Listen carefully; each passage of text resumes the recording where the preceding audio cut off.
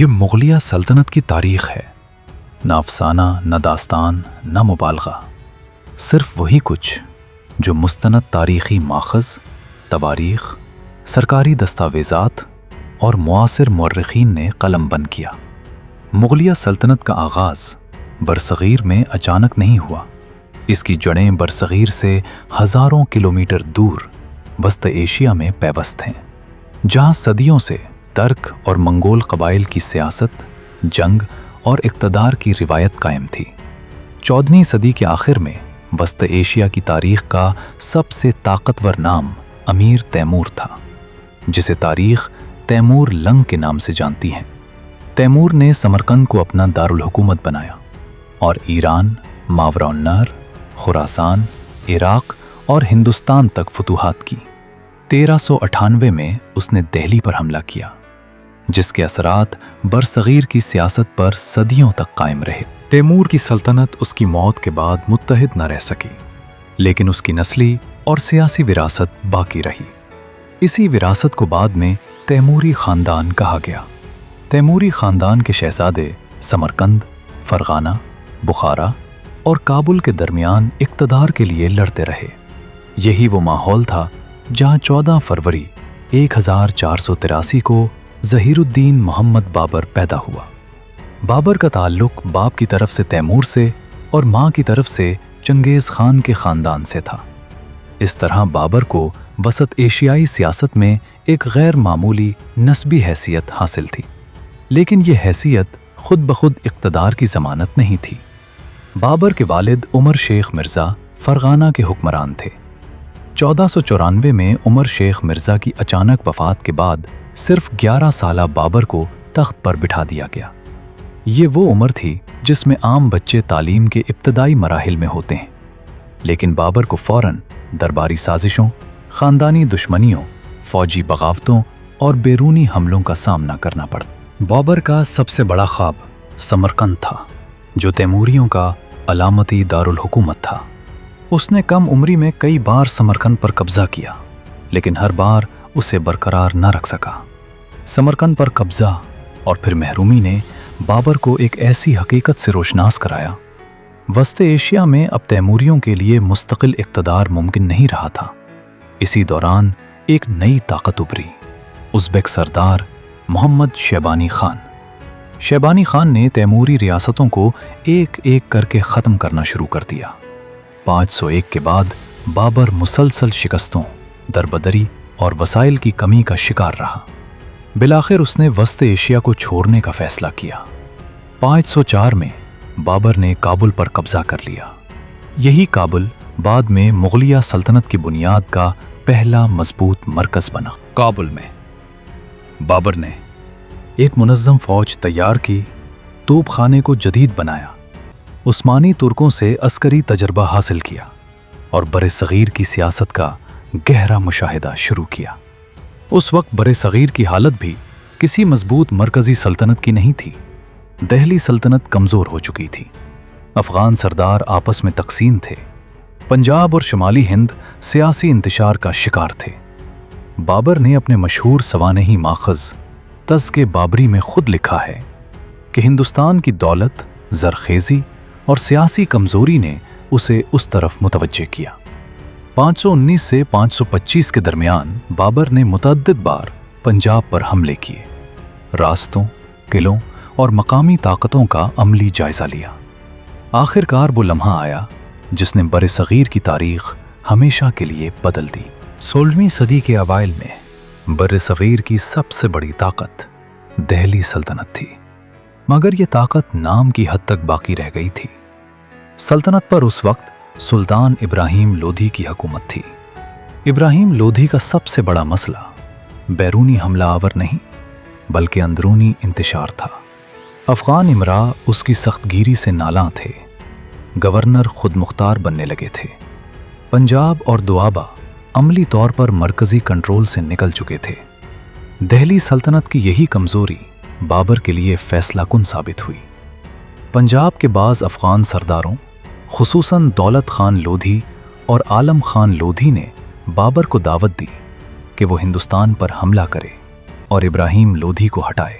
بابر نے کابل سے ہندوستان کی طرف فیصلہ کن پیش قدمی شروع کی۔ اس کے پاس تقریباً 12 سے 15 ہزار فوج تھی، جبکہ ابراہیم لودھی کی فوج کی تعداد 1 لاکھ سے زائد بتائی جاتی ہے، جن میں ہزاروں جنگی ہاتھی بھی شامل تھے۔ لیکن عددی برتری کے باوجود دہلی سلطنت کے پاس جدید جنگی حکمت عملی، منظم قیادت اور مؤثر توپ خانے کی شدید کمی تھی۔ 21 اپریل 526 کو پانی پت کے میدان میں جنگ ہوئی۔ بابر نے پہلی مرتبہ ہندوستان میں منظم توپ خانے، بندوق بردار پیادہ فوج اور عثمانی طرز کی دفاعی صف بندی استعمال کی۔ اس نے توپوں کو گاڑیوں کے ساتھ باندھ کر ایک دفاعی حصار بنایا، جس کے پیچھے سے مسلسل فائرنگ کی جاتی رہی۔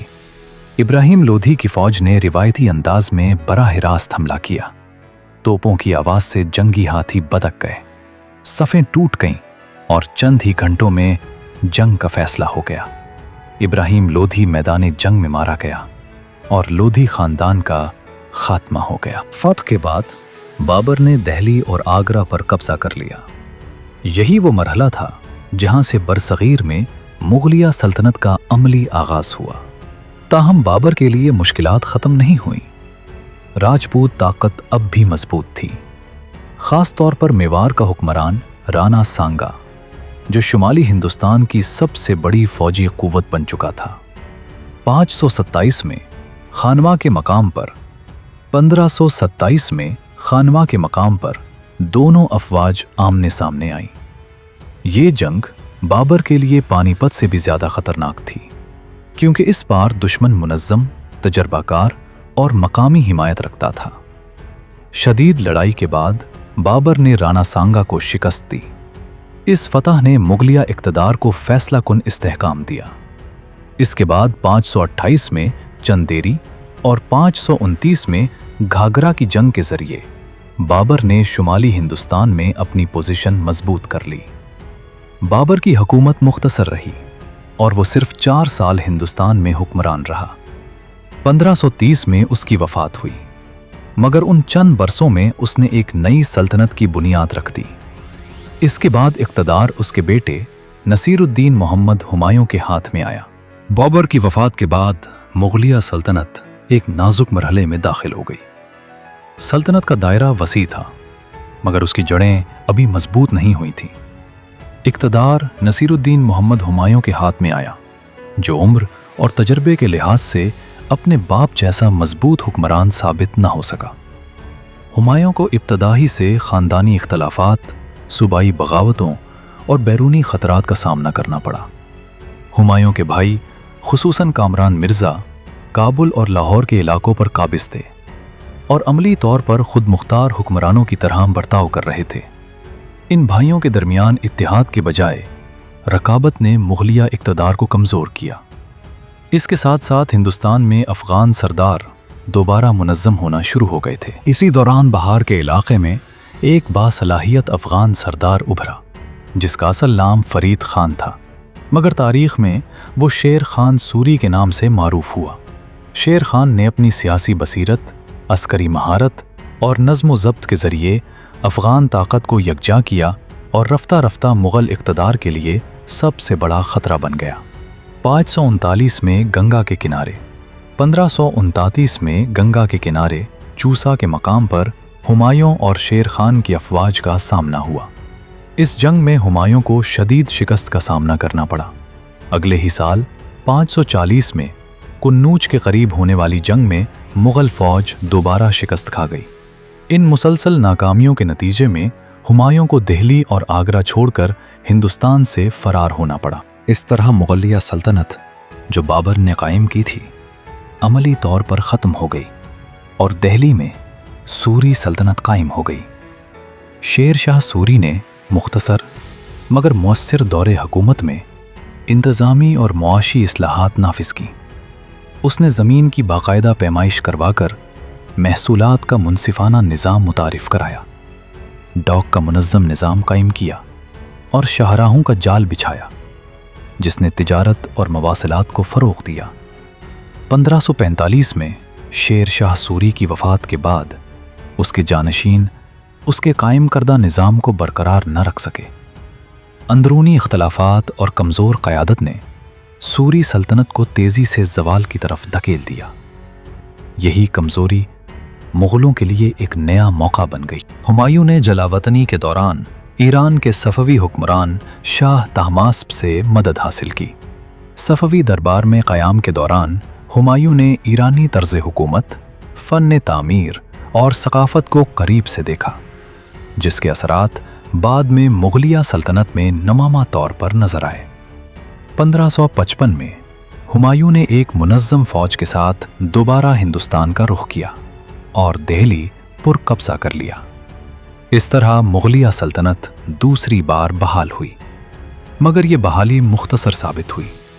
556 में हुमायूं एक हादसे के नतीजे में वफ़ात पा गया। हुमायूं की वफ़ात के वक्त उसका बेटा जलालुद्दीन मोहम्मद अकबर कम उम्र था। ऐसे वक्त में इक़्तिदार का संभलना आसान न था, मगर हालात ने अकबर को तारीख़ के एक अहम मोड़ पर ला खड़ा किया। मुग़लिया सल्तनत का असल इस्तेहकाम और उरूज अब उसी के दौर में होना था।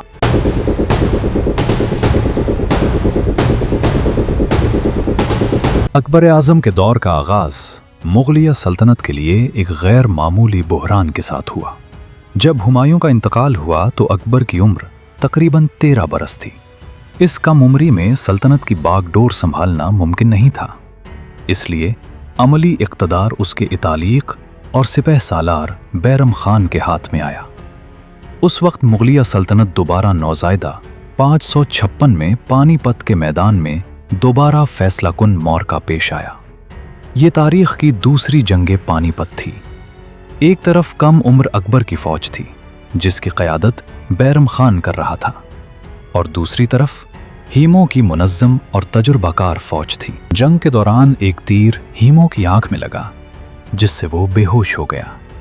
इसके बाद अफ़गान फ़ौज में बदनज़मी फैल गई और मुग़ल फ़ौज को फ़तह हासिल हुई। इस कामयाबी ने न सिर्फ दिल्ली को दोबारा मुग़ल इक़्तिदार में दिया, बल्कि अकबर की हुक्मरानी को भी महफूज बना दिया। इसी फ़तह के बाद अकबर को बाकायदा तौर पर बादशाह तस्लीम किया गया। इब्तिदाई चंद बरसों तक अकबर अमली तौर पर बैरम खान के ज़ेरे असर रहा, मगर जैसे जैसे वो बालिग हुआ, उसने खुद इक़्तिदार संभालने का फ़ैसला किया। 1560 में उसने बैरम खान को माज़ूल कर दिया और यूं अकबर का ज़ाती दौरे हुकूमत शुरू हुआ। ये फ़ैसला मुग़लिया तारीख़ का एक अहम मोड़ था, क्योंकि अब सल्तनत एक ऐसे हुक्मरान के हाथ में आ चुकी थी जो तवीलुल मुद्दती हिकमत अमली रखता था। अकबर ने सबसे पहले दाखिली इस्तेहकाम पर तवज्जो दी। उसने बगावत करने वाले उमरा को सख्ती से कुचला, मगर वफ़ादार अनासिर को साथ मिलाकर रखा। इसकी पॉलिसी महज ताकत पर नहीं, बल्कि मुफ़ाहमत पर मबनी थी। यही वजह थी कि इसने राजपूत हुक्मरानों के साथ सुलह और रिश्तों की सियासत इख्तियार की। मेवाड़ के अलावा ज़्यादातर राजपूत रियासतें मुग़लिया सल्तनत का हिस्सा बन गईं और उनके हुक्मरान मुग़ल दरबार के अहम सुतून बन गए। अकबर ने सल्तनत को मजबूत बनाने के लिए फ़ौजी फतूहात का सिलसिला जारी रखा। इसके दौर में मालवा, गुजरात, बंगाल, बहार, अडेसा, काबुल, कंधार और कश्मीर मुग़लिया सल्तनत में शामिल हुए। इन फतूहात का मकसद सिर्फ इलाका बढ़ाना नहीं था, बल्कि एक मुत्तहिद और मुस्तहकम रियासत कायम करना था। इंतज़ामी सतह पर अकबर ने ऐसे इस्लाहाती इक़दामात किए जिन्होंने मुग़लिया सल्तनत को एक मुनज़्ज़म रियासत में बदल दिया। उसने मनसबदारी का निज़ाम मुतारिफ़ कराया, जिसके ज़रिए फ़ौजी और सिविल ओहदों को बाकायदा दर्जात में तकसीम किया गया।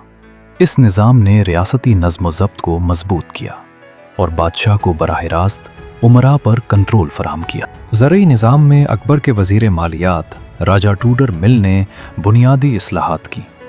ज़मीन की बाकायदा पैमाइश की गई, फसलों के हिसाब से महसूलात मुकर्रर किए गए और किसानों को तहफ़्फ़ुज़ फराहम किया गया। ये निज़ाम अपनी नौइयत का एक मुनज़्ज़म और मुनसिफ़ाना निज़ाम था, जिसने रियासती आमदन को मुस्तहकम किया। अकबर के दौर में मजहबी पॉलिसी भी एक नुमायां पहलू रही। उसने जज़िया और दीगर इम्तियाज़ी टैक्स ख़त्म किए और मुख्तलिफ मज़ाहिब के मानने वालों को रियासती ओहदों तक रसाई दी। इसका मकसद मजहबी बरतरी कायम करना नहीं, बल्कि सल्तनत में बसने वाली मुख्तलिफ कौमों और मज़ाहिब को एक रियासती ढांचे में जोड़ना था। अकबर के आखिरी बरसों तक मुगलिया सल्तनत बर-ए-सग़ीर की सबसे ताकतवर रियासत बन चुकी थी। उसकी सरहदें शुमाल में काबुल से लेकर मशरिक में बंगाल और जुनूब में दक्कन के दरवाज़ों तक फैल चुकी थीं। 1605 में अकबर का इंतकाल हुआ। उसने अपने पीछे एक मजबूत, मुनज़्ज़म और मुस्तहकम सल्तनत छोड़ी, जो अब महज फुतूहात पर नहीं बल्कि इंतज़ाम, कानून और मफाहिमत पर कायम थी। अकबर के बाद मुगलिया सल्तनत एक नए मरहले में दाखिल होने वाली थी, जहां तौसी के साथ साथ दरबारी सियासत, ऐशो-इशरत और ताकत की नई शक्लें उभरने लगीं। ये दौर जहांगीर के नाम से जाना जाता है, जिससे मुगलिया सल्तनत की तारीख का अगला बाब शुरू होता है। जहांगीर के दौरे हुकूमत का आगाज़ एक ऐसे वक्त में हुआ जब मुगलिया सल्तनत सियासी और इंतज़ामी लिहाज से मजबूत हो चुकी थी। 1605 में अकबर के इंतकाल के बाद उसका बेटा सलीम तख्त पर बैठा और जहांगीर के नाम से बादशाह बना। उसकी हुकूमत का पहला मकसद इक़्तिदार के तसलसल को बरकरार रखना था, क्योंकि दरबार में जानशीनी के सवाल पर इख्तिलाफात मौजूद थे। इब्तदाई बरसों में जहांगीर को अपने ही बेटे खुसरो की बगावत का सामना करना पड़ा। शहजादा खुसरो ने पंजाब में अलम बगावत बुलंद किया, मगर उसे जल्द ही शिकस्त दे दी गई। इस वाक़े ने वाज़े कर दिया कि मुगलिया सल्तनत में जानशीनी का मसला अब भी एक मुस्तकिल ख़तरा था। खुसरो की बगावत को कुचलने के बाद जहांगीर ने दरबार पर अपनी गिरफ्त मजबूत की। जहांगीर के दौर में दरबार की सियासत में एक नया अंसर नुमाया हुआ, जो नूर जहां की सूरत में सामने आया। नूर जहां न सिर्फ जहांगीर की अहलिया थी, बल्कि अमली तौर पर रियासती मामलात में असर व रसूख रखती थी।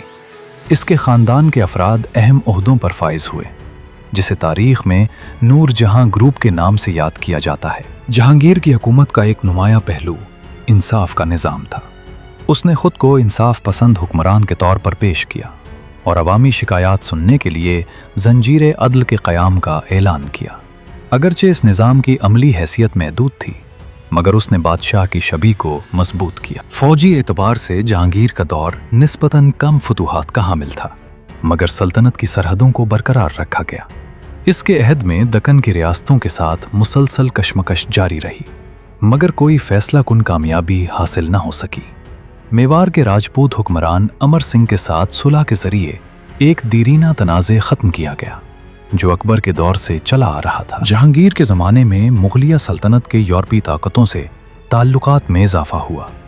अंग्रेज़, पुर्तगाली और दीगर यूरोपी ताजरों को तिजारती मराहत दी गईं।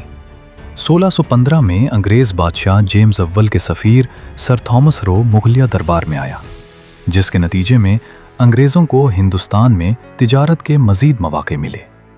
ये वही रवाबित थे जो बाद में बर-ए-सग़ीर की सियासत पर गहरे असरात डालने वाले थे। जहांगीर के दौर में फ़नून लतीफ़ा को ख़ास फ़रोग़ मिला। मुसव्वरी, ख़त्ताती और दरबारी अदब को शाही सरपरस्ती हासिल रही। जहांगीर खुद फ़ितरत, जानवरों और फ़न मुसव्वरी में गहरी दिलचस्पी रखता था, जिसकी झलक उसके अहद की तस्वीरी रिवायत में वाज़े नज़र आती है। वक्त गुजरने के साथ जहांगीर की सेहत ख़राब होने लगी और अमली इक़्तिदार आहिस्ता आहिस्ता दरबारी गिरोहों के हाथ में चला गया। इस कमज़ोरी ने जानशीनी के मसले को दोबारा जन्म दिया। शहजादों के दरमियान इक़्तिदार की कशमकश शुरू हो गई, जिसमें ख़ास तौर पर शहजादा खुर्रम नुमाया था, जो बाद में शाहजहां के नाम से तख्त पर बैठा। जहांगीर का इंतकाल हुआ। इसके दौरे हुकूमत ने मुगलिया सल्तनत को एक मजबूत मगर सियासी तौर पर हसास मरहले में दाखिल कर दिया। सल्तनत बज़ाहिर मुस्तहकम थी, मगर अंदरूनी तौर पर दरबारी साजिशें और जानशीनी की कशमकश बढ़ चुकी थीं। यही हालात शाहजहां के दौर की बुनियाद बने, जहां मुगलिया सल्तनत उरूज के एक नए मरहले में दाखिल होने वाली थी।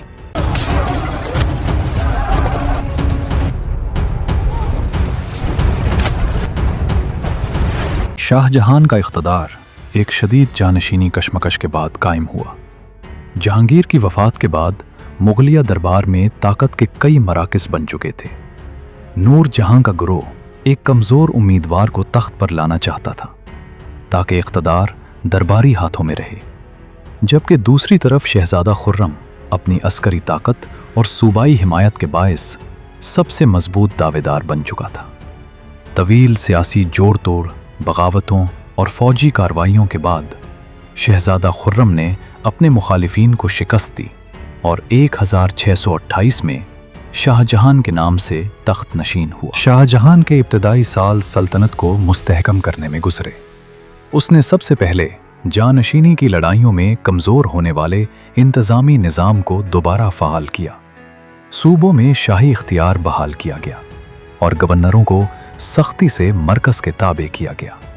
फ़ौजी नज़्म-ओ-ज़ब्त को बेहतर बनाया गया और मनसबदारी निज़ाम को मज़ीद मौसर शक्ल दी गई, ताकि फ़ौज और सिविल इंतज़ाम एक मरबूत ढांचे में काम करे। फ़ौजी सतह पर शाहजहां के दौर में मुगलिया सल्तनत ने अपनी जोग्राफियाई हुदूद को बरकरार रखने के साथ साथ बाज़ अहम इलाकों में तौसी भी की। दक्कन की रियासतों के साथ कशमकश जारी रही, खुसूसन अहमदनगर, बेजापुर और गोलकंडदा के मामलात शाही पॉलिसी का अहम हिस्सा बने। मुग़ल अफ़वाज ने कई मुहिम्मात के ज़रिए दक्कन में अपना असर बरकरार रखा, अगरचे मुकम्मल इंज़िमाम इस दौर में मुमकिन न हो सका। शाहजहां के दौर में वस्ते एशिया की तरफ भी तवज्जो दी गई।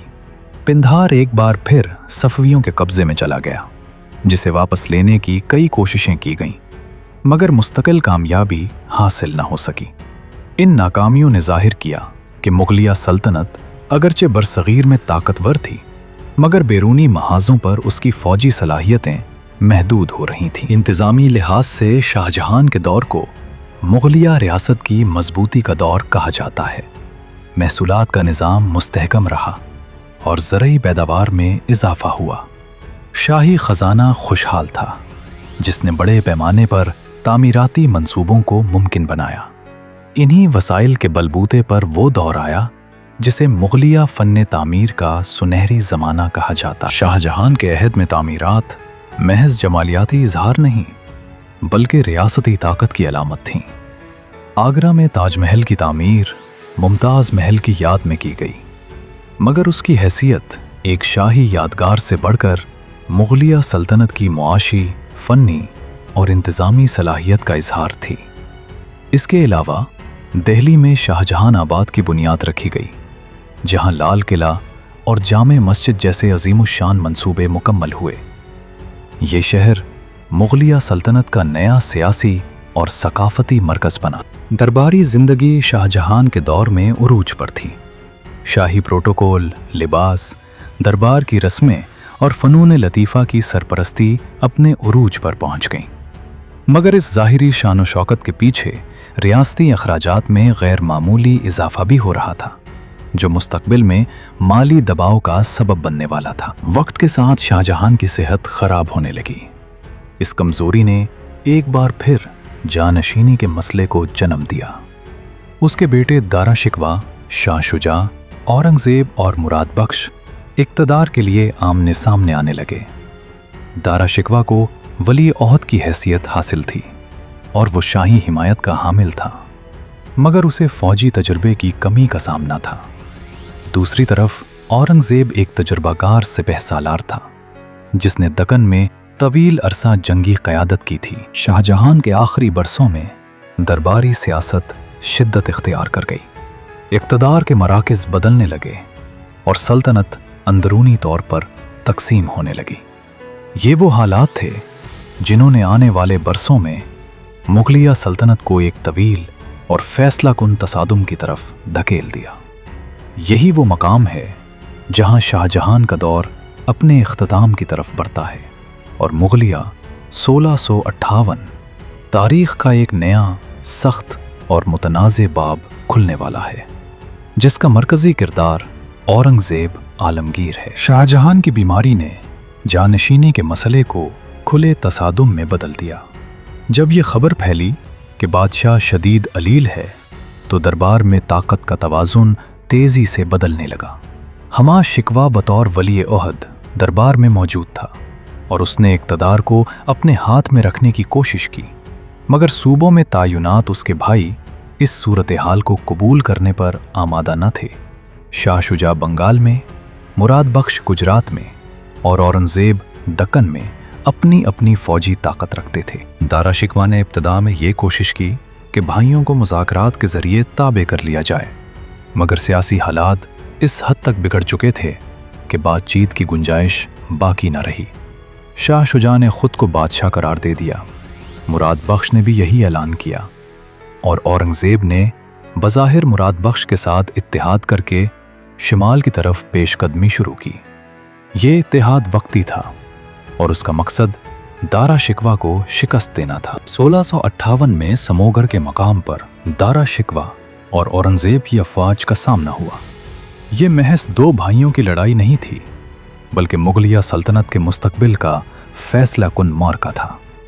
दारा शिकवा अददी लिहाज से कमज़ोर नहीं था, मगर उसकी फौजी क़यादत गैर मुनज़्ज़म थी और उसके फैसलों में तज़ब्ज़ुब पाया जाता था।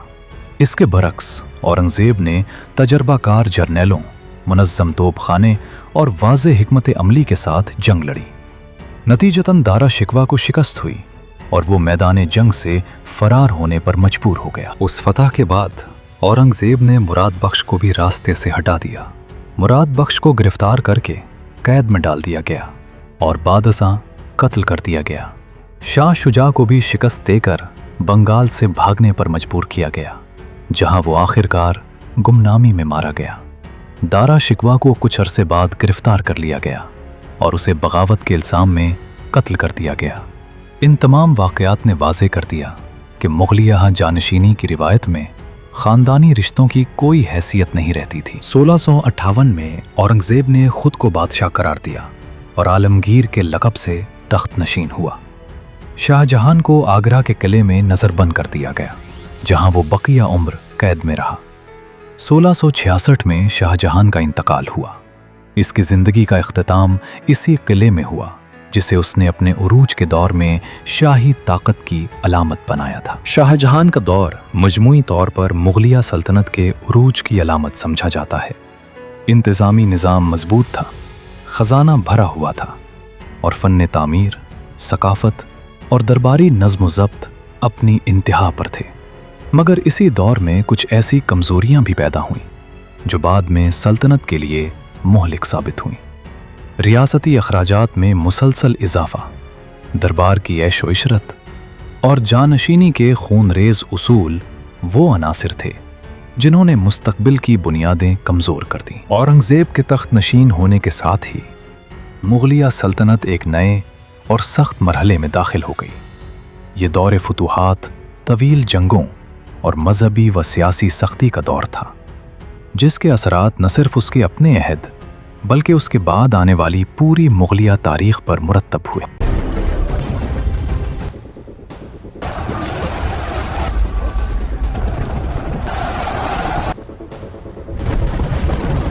औरंगज़ेब आलमगीर का दौर हुकूमत मुग़लिया सल्तनत की तारीख़ का सबसे तवील, सख्त और फैसला कुन दौर था। 1658 में तख्त नशीनी के बाद उसने एक ऐसी सल्तनत संभाली जो बज़ाहिर मजबूत थी, मगर अंदरूनी तौर पर शदीद तज़ादात का शिकार हो चुकी थी। इसके सामने सबसे बड़ा चैलेंज सल्तनत को मुत्तहिद रखना और इन ताकतों को काबू में रखना था जो शाहजहां के आखिरी बरसों में सर उठा चुकी थी। औरंगज़ेब ने इक़्तिदार संभालते ही हुक्मरानी के अंदाज में वाज़े तब्दीली की। उसने शाही अखराजात कम किए, दरबारी शान व शौकत महदूद की और ख़ुद को एक सादा तर्ज़ ज़िंदगी तक महदूद रखा। इसका मकसद रियासती नज़्म ज़ब्त को मजबूत बनाना और सल्तनत को एक सख्त मरकज़ी कंट्रोल में लाना था। मगर इस सख्ती ने दरबार और अशराफिया के एक बड़े तबके को इससे दूर भी कर दिया। इंतज़ामी तौर पर औरंगज़ेब ने मनसबदारी और महसूलात के निज़ाम को बरकरार रखा, मगर इसमें सख्ती और मरकज़ियत बढ़ा दी। सूबाई गवर्नरों पर कड़ी नज़र रखी गई और बगावत को किसी सूरत बर्दाश्त नहीं किया गया। इस पॉलिसी ने वक्ती तौर पर नज़्म पैदा किया, मगर मकामी खुद मुख्तारी को शदीद नुकसान पहुँचाया, जिसका रद्द-ए-अमल आने वाले बरसों में सामने आया। औरंगज़ेब के दौर का सबसे नुमायां पहलू उसकी तवील फौजी मुहिम्मात थीं, ख़ास तौर पर दक्कन में। उसने अपनी ज़िंदगी के आखिरी तकरीबन 25 बरस दक्कन की जंगों में गुजार दिए। बेजापुर और गोलकंडा की रियासतों को बिलाखिर मुग़लिया सल्तनत में शामिल कर लिया गया। जिससे सल्तनत का रकबा अपनी तारीख की सबसे बड़ी हद तक पहुंच गया। मगर ये फतूहात गैर मामूली माली और इंसानी कीमत पर हासिल हुई। फौज मुस्तकिल हालत जंग में रही, खजाना खाली होने लगा और शुमाली हिंदुस्तान में इंतज़ामी कमज़ोरी पैदा हो गई। इसी दौरान दक्कन में एक नई ताकत उभरी जो बाद में मुगलिया सल्तनत के ज़वाल का सबसे बड़ा सबब बनी। ये ताकत मराठा थी, जिसकी क़यादत शिवाजी कर रहा था। शिवाजी ने गुरीला जंगी हिकमत अमली के ज़रिए मुग़ल फ़ौज को शदीद नुकसान पहुंचाया। अगरचे उसे गिरफ्तार भी किया गया, मगर वो बच निकलने में कामयाब रहा। उसके बाद मराठा ताकत ख़त्म होने के बजाय मज़ीद फैलती चली गई। औरंगज़ेब ने मजहबी पॉलिसी में भी वाज़ेह तब्दीली की। उसने खुद को एक इस्लामी हुक्मरान के तौर पर पेश किया, शरीयत के निफाज पर जोर दिया और बाज़ ऐसे फैसले किए जिन्होंने गैर मुस्लिम रियाया में बेचैनी पैदा की। जुजिया की दोबारा बहाली और बाज़ मजहबी पाबंदियों ने राजपूतों, सिखों और दीगर तबकात को मुग़ल इक़्तिदार से दूर कर दिया। ये पॉलिसियाँ सल्तनत के समाजी तवाज़ुन को मुतासिर करने लगीं। राजपूत, जो अकबर और शाहजहां के दौर में मुग़लिया इक़्तिदार के मजबूत सतून थे, औरंगज़ेब के दौर में आहिस्ता आहिस्ता मुखालिफ बनने लगे। मेवाड़ और मारवाड़ में बगावतें हुईं, जिन्हें फ़ौजी ताकत से दबाया गया, मगर सियासी एतमाद बहाल न हो सका। इसी तरह पंजाब में सिख तहरीक ने अस्करी शक्ल इख्तियार करना शुरू कर दी, जो बाद में एक बड़ी ताकत बनने वाली थी। 1707 में औरंगज़ेब आलमगीर का इंतकाल हुआ। उसके साथ ही मुग़लिया सल्तनत से वो आखिरी मजबूत मरकज़ी क़ुव्वत भी ख़त्म हो गई, जो उसे एक इकाई में बांधे हुए थी। उसने एक वसी मगर थकी हुई सल्तनत छोड़ी, जिसके पास न मजबूत ख़जाना था, न मुत्तहिद अशराफिया और न ही वाज़े जानशीनी का निज़ाम। औरंगज़ेब की वफ़ात के बाद मुग़लिया सल्तनत तेज़ी से ज़वाल के रास्ते पर चल पड़ी। अब इक़्तिदार कमज़ोर बादशाहों के हाथ में आने वाला था, जबकि असल ताकत दरबारी साजिशों, सूबाई हुक्मरानों और उभरती हुई इलाकाई कुव्वतों के पास मुंतकिल हो रही थी। औरंगज़ेब आलमगीर की वफ़ात के बाद मुग़लिया सल्तनत उस मरहले में दाखिल हुई जहां उसके ज़वाल को रोकने वाली कोई मजबूत कुव्वत बाकी नहीं रही थी। तख्त पर उसका बेटा बहादुर शाह अव्वल बैठा, मगर उसकी हुकूमत महज रस्मी नौयत की थी। उसने इक़्तिदार संभालते ही मुसालिहत की पॉलिसी अपनाई, सिखों और राजपूतों से ताल्लुकात बेहतर बनाने की कोशिश की, मगर वो ना तो फौजी तौर पर मजबूत था और ना ही दरबारी सियासत पर उसकी गिरफ्त मुस्तहकम हो सकी। बहादुर शाह अव्वल के मुख्तसर दौर के बाद जानशीनी का मसला एक बार फिर शिद्दत इख्तियार कर गया। मुग़ल दरबार साजिशों, कत्ल गारत और आर्जी इत्तेहादों का मरकज़ बन गया। चंद ही बरसों में मुतअद्दिद बादशाह तख्त पर आए और उतरते गए। इस तेज़ रफ्तार तब्दीली ने सल्तनत के इंतज़ामी ढांचे को मफलूज कर दिया। इस दौर में असल ताकत बादशाह के बजाय इमरा, वुज़रा और सूबाई गवर्नरों के हाथ में चली गई। दिल्ली में बादशाह महज एक अलामत बनने लगा, जबकि अमली इख्तियार मकामी ताकतों में तकसीम हो चुका था। सूबे मरकज़ से कटने लगे और महसूलात दिल्ली तक पहुंचना बंद हो गए। इसी दौरान मराठा ताकत पूरी शिद्दत के साथ उभरी। औरंगज़ेब के बाद मुग़ल फ़ौज दक्कन में मजबूती बरकरार न रख सकी। मराठा सरदारों ने शिमाल की तरफ पेशकदमी शुरू की और चंद ही दहाइयों में दिल्ली तक खिराज वसूल करने लगे। मुग़लिया सल्तनत अब अपने ही दारुल हुकूमत के तहफ़्फ़ुज़ के काबिल नहीं रही थी। पंजाब में सिख ताकत मुनज़्ज़म होना शुरू हो गई। मुग़ल हुक्काम की कमज़ोरी और मुसलसल बदइंतज़ामी ने सिखों को अस्करी क़ुव्वत में तब्दील कर दिया। वो इब्तदा में छापामार कार्रवाइयाँ करते थे, मगर वक्त के साथ एक बाकायदा फ़ौजी ताकत बन गए। मुग़लिया हुकूमत उनका मुस्तकिल हल निकालने में नाकाम रही। इसी दौर में ईरान और अफ़ग़ानिस्तान की सरहदों से नए ख़तरात पैदा हुए। 1739 में नादिर शाह अफ़शार ने हिंदुस्तान पर हमला किया। दिल्ली में मुग़ल फ़ौज मुज़ाहिमत न कर सकी। नादिर शाह ने शहर को लूटा, हज़ारों अफराद कत्ल हुए और शाही ख़जाना खाली हो गया। तख्ते ताउस और कोहे नूर जैसे तारीख़ी ख़जाने ईरान मुंतकिल हो गए। ये वाक़या मुगलिया सल्तनत की अखलाकी और सियासी मौत साबित हुआ। नादिर शाह के बाद अहमद शाह अब्दाली के हमलों ने रही सही कसर पूरी कर दी। उसने मुतअद्दिद बार हिंदुस्तान पर हमला किया और पानीपत की तीसरी जंग में मराठों को शिकस्त दी। अगरचे इस जंग में मराठों को वक्ती तौर पर कमज़ोर किया, मगर मुगलिया सल्तनत को कोई फ़ायदा ना पहुंचा, क्योंकि दिल्ली पहले ही ताकत से महरूम हो चुकी थी। इस तमाम अरसे में मुग़ल बादशाह दरबारी साजिशों, माली बदहाली और बैरूनी दबाव के दरमियान पिसते रहे। फ़ौज की तनख्वाहें बंद हो गईं, सूबे खुद मुख्तार हो गए और अदालतें गैर मुअस्सिर हो गईं। सल्तनत अब नाम की रह गई थी। इसी कमज़ोरी का फ़ायदा यूरोपी ताकतों ने उठाया, ख़ुसूसन अंग्रेज़ों ने। इब्तदा में वो ताजिर बनकर आए थे, मगर मुग़ल इक़्तिदार के ख़ला में उन्होंने अस्करी और सियासी ताकत हासिल कर ली। बंगाल में प्लासी और बक्सर की जंगों के बाद अंग्रेज़ अमली तौर पर खुद मुख्तार हुक्मरान बन गए, जबकि मुग़ल बादशाह सिर्फ मेहर लगाने तक महदूद हो गया। 18वीं सदी के आखिर तक मुग़लिया सल्तनत एक टूटे हुए ढांचे की शक्ल इख्तियार कर चुकी थी। दिल्ली के बादशाह को ना फ़ौज पर इख्तियार था, ना ख़जाने पर और ना ही सूबों पर। सल्तनत का वजूद सिर्फ तारीख़ और रिवायत के सहारे बाकी था। यही वो मरहला है जहां मुग़लिया सल्तनत अमली तौर पर ख़त्म हो चुकी थी, अगरचे उसका रस्मी ख़ात्मा अभी बाकी था। अंग्रेज़ों की असल ताकत का ज़हूर उस वक्त हुआ जब मुग़लिया सल्तनत मुकम्मल तौर पर अंदर से खोखली हो चुकी थी। दिल्ली में बादशाह मौजूद था, दरबार भी लगता था, मगर फ़ैसले कहीं और हो रहे थे।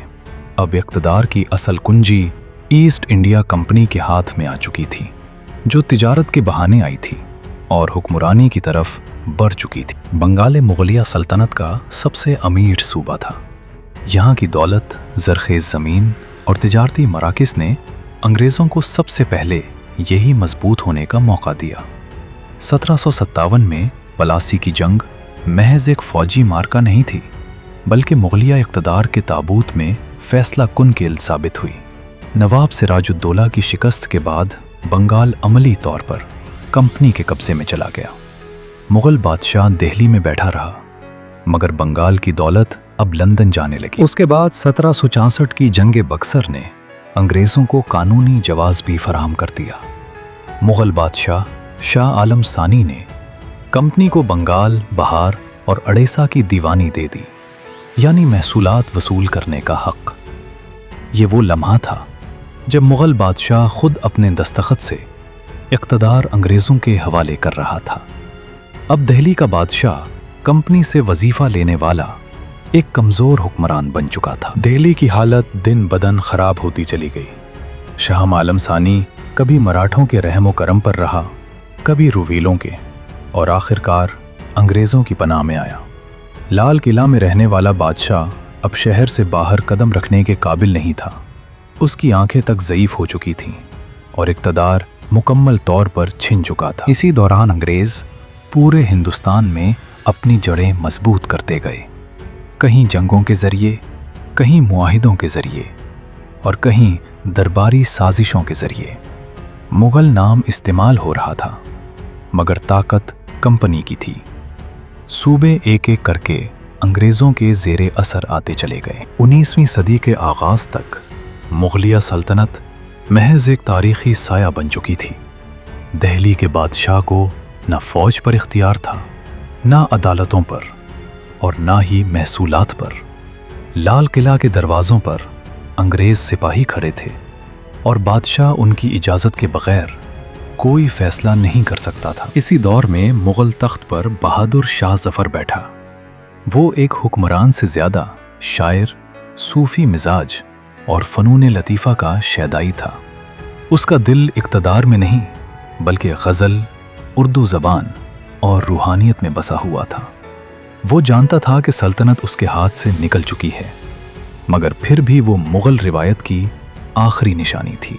अंग्रेज़ों ने इब्तदा में बहादुर शाह ज़फ़र को महज एक इलामती बादशाह के तौर पर बर्दाश्त किया, क्योंकि उनके लिए मुग़ल नाम अवाम को काबू में रखने का एक ज़रिया था। मगर जैसे जैसे अंग्रेज़ ताकतवर होते गए, मुग़ल बादशाह की हैसियत मज़ीद महदूद होती चली गई, यहाँ तक कि सुक्के पर भी उसका नाम महज रस्मी रह गया। दिल्ली के अवाम में बेचैनी बढ़ने लगी।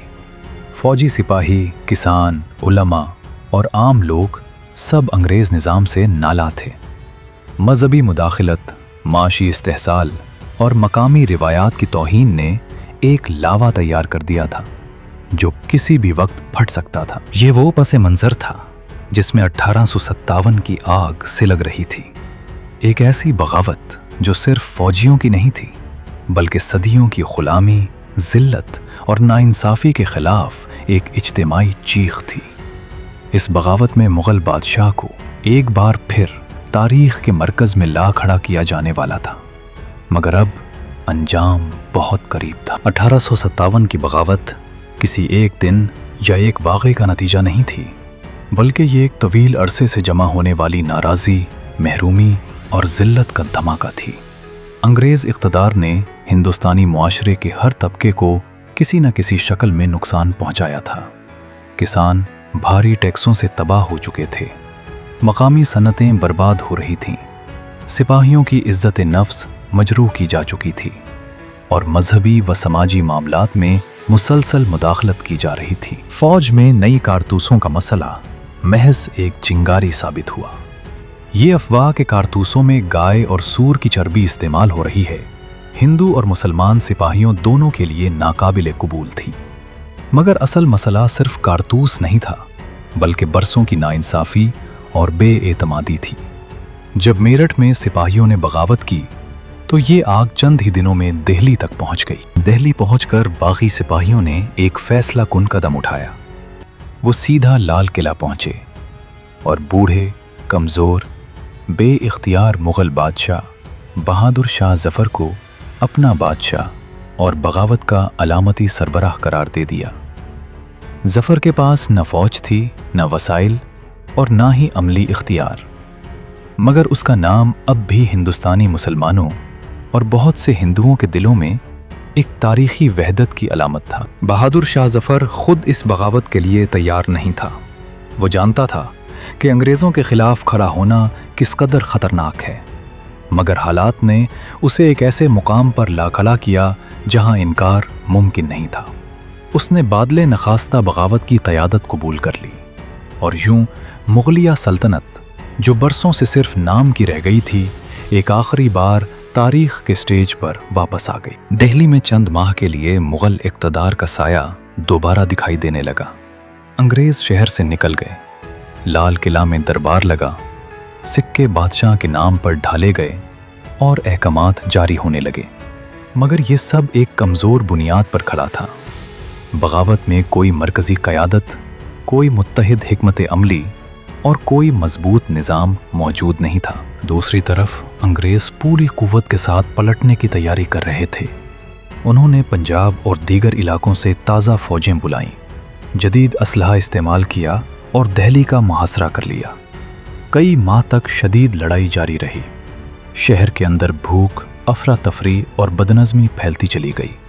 आखिरकार सितंबर 1857 में दिल्ली दोबारा अंग्रेज़ों के कब्ज़े में चला गया। अंग्रेज़ों का इंतकाम बेमिसाल था।